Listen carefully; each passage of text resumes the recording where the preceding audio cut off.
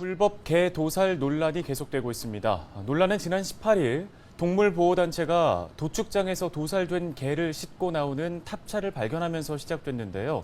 동물보호단체는 동물보호법 위반을 주장하고 있습니다. 네, 경찰이 우선 현장에서 독연된 개를 증거물로 압수하고 동물 학대 여부를 조사 중입니다. 춘천시도 허가사항 위반 여부 등 위반 사항이 없는지 점검에 나서기로 했습니다. 정승환 기자입니다. 신고를 받고 출동한 경찰이 탑차를 살핍니다. 짐칸을 열어보니 도살된 개를 담은 상자가 한가득 실려 있습니다. 동물보호단체 케어가 지난 18일 불법 도살된 개를 발견했다며 경찰에 신고한 겁니다. 케어는 춘천 소재 A 도축장을 동물보호법 위반 혐의로 고발했습니다. 동물보호법은 목을 매다는 등의 잔인한 방법으로 동물을 죽이는 행위를 금지하고 있습니다.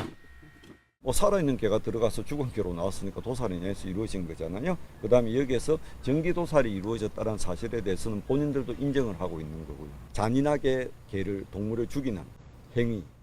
도축장 측은 재산상 피해를 입었다며 이들 단체를 업무방해 혐의로 맞고소했습니다.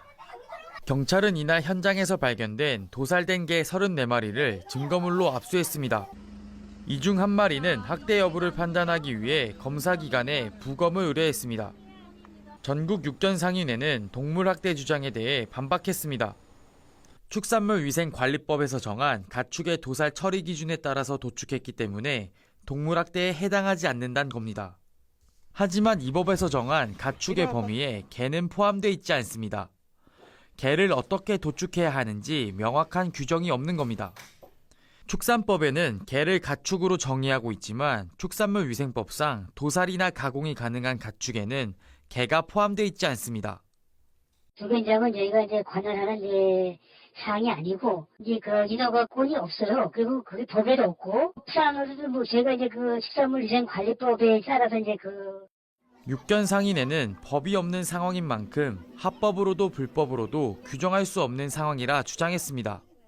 그러면서 정부가 법에 사각지대를 만들어 놓고 방치하고 있다고 비판했습니다. 양측의 주장이 부딪히고 있는 가운데 대법원은 지난 2020년 전살법으로 개를 도살하는 것에 대해 동물보호법 위반이라는 취지의 판결을 내린 바 있습니다.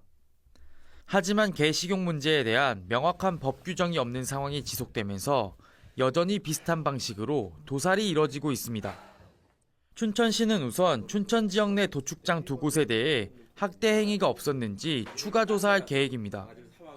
또 A 도축장에 대해서는 허가사항 위반 여부를 확인하는 등 강원특별자치도와 합동점검에 나서기로 했습니다.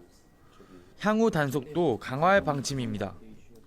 그 해당 업소를 직접 비추는 CCTV는 달 수 없지만 그 인근에 CCTV를 설치해서 상시 감시 체계를 좀 저희가 유지하고 저희 직원을 이제 조편성을 해서 수시로 현장을 돌면서 저희가 단속 활동을 좀 펼쳐나갈 그런 계획이 있습니다.